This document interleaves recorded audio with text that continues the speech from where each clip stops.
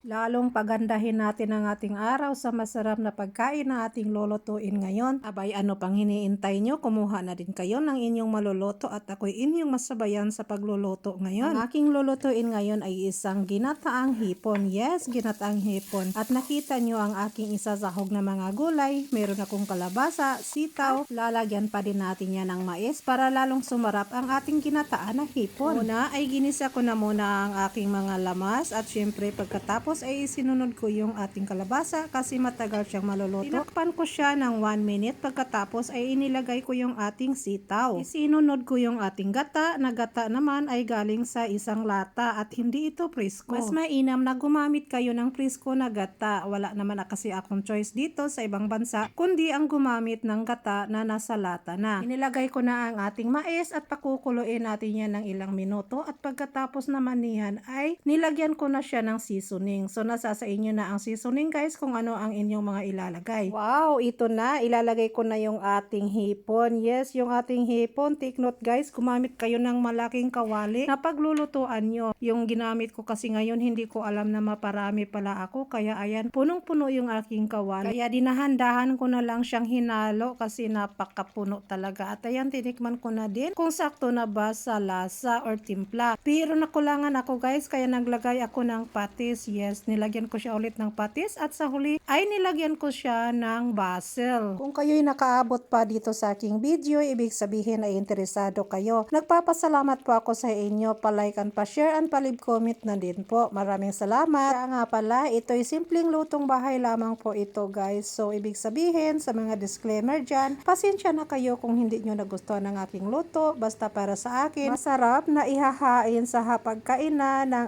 ating pamamahay. Wow, luto na ang ating ginataang hipon at syempre, mayroon niyang kasamang rice na nakahain na sa hapagkainan. Hanggang dito na lamang guys. Maraming salamat.